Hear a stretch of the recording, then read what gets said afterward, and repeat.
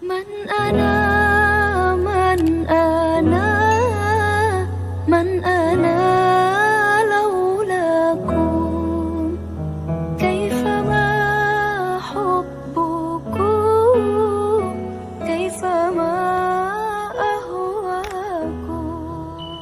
Assalamualaikum warahmatullahi wabarakatuh. Waalaikumsalam warahmatullahi wabarakatuh. Allahumma salli ala sayyidina Muhammad wa ala ali sayyidina Muhammad. Sallallahu alaihi. Maaf jika kita wanita sedang libur atau menstruasi, apakah boleh memuaskan suami menggunakan mulut? Terima kasih. Bismillah. Di saat kemarin ada yang tanya masalah apa itu? Jadi kalau sudah urusan hal semacam itu, mari kita tingkatkan wibawa majelis supaya tidak di majelis kita bicara sesuatu yang tidak pantas. Kemarin ada yang tanya masalah apa, lupa kemarin. Juga masalah-masalah yang sensitif seperti itu. Dan jangan membiasakan kita di majelis saat membicarakan hal yang demikian itu dengan dibarengi dengan guyonan, merendahkan syariat itu, menjadi sebab barokahnya ilmu dicabut. Baik, kita bicara tentang syariat. Suami istri halal. Anda boleh berbuat apa saja suami istri. Bebas. Anda bersenang-senang dengan kupingnya, dengan rambutnya, dengan apa saja boleh. Halal. Cuman yang diharamkan dalam dua keadaan. Waktu haid memasukkan ke lubang depan, memasukkan seorang suami alatnya ke lubang depan. Kemudian yang kedua yang diharamkan memasukkan ke lubang belakang, baik dalam keadaan haid atau tidak haid, hukumnya haram dan dosa besar. Ini usaha haid. Yas'alunaka 'anil mahid qul huwa adza fa'tazilun nisa fil mahid. Bertanya tentang haid, bagaimana jauhi wanita untrusan itu. Tidak boleh menggauli istri dalam keadaan haid. Haid bukan istihadah ya, istihadah adalah darah tapi bukan darah haid. Ini ada ilmunya khusus. Tanyakan kepada ahlinya nanti. Kita juga punya diklat haid praktis 30 menit 30 menit. Kemudian selebihnya adalah Anda boleh bersenang-senang, boleh apa saja. Mohon maaf, jadilah wanita cerdas. Ini adalah ilmu yang mungkin jarang dihadirkan. Seorang suami yang soleh, mungkin seorang suami yang soleh, dia mungkin di luar melihat sesuatu yang diharamkan, cuman dia orang menjaga diri. Astagfirullah, saya ngelihat aurat di luar. Karena dia seorang soleh, dia tidak mau menuruti itu semuanya, karena itu adalah haram, maka dia tutup mata, pejam mata dan menjauhkan itu semuanya. Tapi dia seorang laki-laki normal, bangkit syahwatnya, pulang ke rumah, istrinya mens, istrinya ada halangan, ayo mau diapain? Ayo menjadi istri yang aktif, inovatif. Anda tidak boleh melayani suami Anda dengan sesuatu yang khusus itu. Tapi Anda harus bisa senangkan suami dengan diri Anda misalnya. Mohon maaf, ini majelis mulia. Jika seorang suami mengeluarkan air mani dengan tangannya sendiri, maka dia telah melakukan kesalahan dan dosa. Tapi kalau dia mengeluarkan air mani dengan tangannya seorang istri, kecerdasan istri, selesai. Dan itu adalah pahala. Maka jadilah istri cerdas. Jangan istri kalau sudah lagi Masya Allah, libur buat kopi, liburnya dengan suami, sampai suami itu Masya Allah, stres. Anda bisa menyenangkan dengan diri Anda. Mohon maaf, mufakhadah di antara dua paha, yang penting tidak masuk wilayah itu. Atau apa saja, mohon maaf ini saya sampaikan majelis mulia, sebab banyak wanita gayanya sih modelnya kayak hebat-hebat, tapi Masya Allah bikin stres suami. Hati-hati itu, hei para wanita, sadar. Senangkan suamimu dengan apapun yang Allah berikan kepadamu, dengan tanganmu, dengan apapun. Yang penting kalau Anda haid, jangan masuk wilayah itu.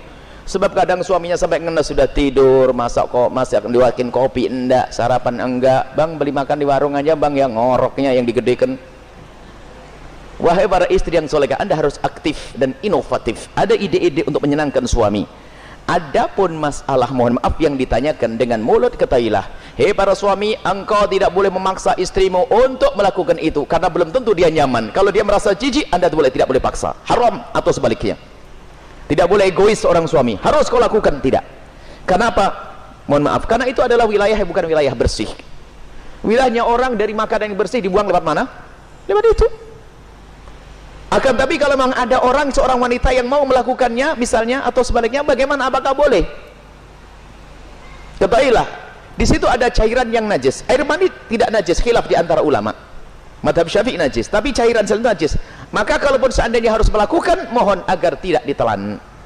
Karena itu adalah, jangan sampai karena itu najis, tidak usah ditelan cairan-cairan. Adapun masalah air mani adalah khilaf di antara ulama, akan tapi boleh seorang suami, seorang istri melakukan yang demikian tentu dengan keridhaannya.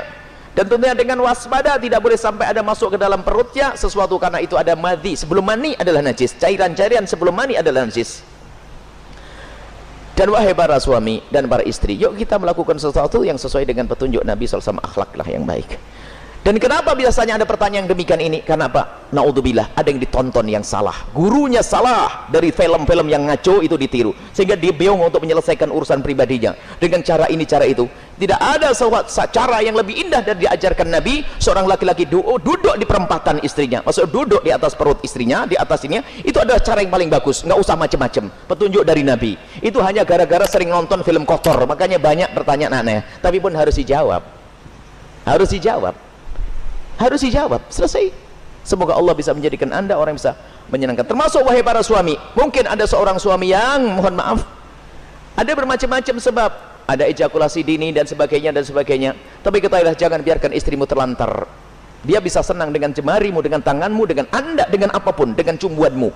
Jangan sampai menjadi seorang suami egois. Dan Nabi marah. Nabi marah dengan seorang laki-laki yang mendatangi istrinya seperti binatang mendatangi betinanya. Nggak pakai muqaddimah, pakai minyak wangi dulu deh para suami, sikat gigi yang bersih, kemudian cumbu, rayu, seperti halnya engkau ingin melihat dia cantik, dia jaga, ingin melihat engkau paling tidak agak ganteng dikit deh. Kemudian lihat, seperti halnya matanya ingin melihat dirimu indah, telinganya juga ingin mendengar kalimat indah, dan juga hidungnya pun juga ingin mencium bau harum. Cobalah siap. Makanya sebelum pulang kantor itulah mampir pom bensin dulu deh, bersih-bersih pakai minyak wangi. Ini penting.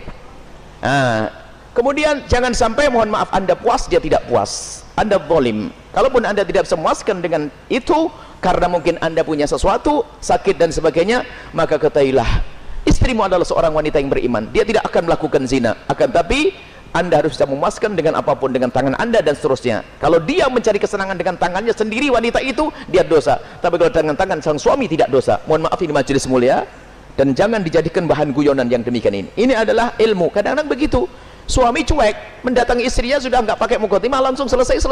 Punya anak 6, nggak pernah seorang istri merasakan senangnya dalam hubungan suami istri. Akhirnya apa? Itulah yang menjadikan istri ogah-ogahan. Mau melayani suami, saya dapat mandi saja, tidak pernah mendapatkan kesenangan. Anda suami zalim. Baik, istri pun juga demikian. Selesai, aktif, inovatif, indah. Karena itu halal. Adapun yang haram tidak dibahas. Keharaman zina, hina, rendah di dunia, rendah di akhirat. Zina rendah di dunia, rendah di akhirat. Semoga Allah menjauhkan kita dari zina, mencukupkan dengan yang halal.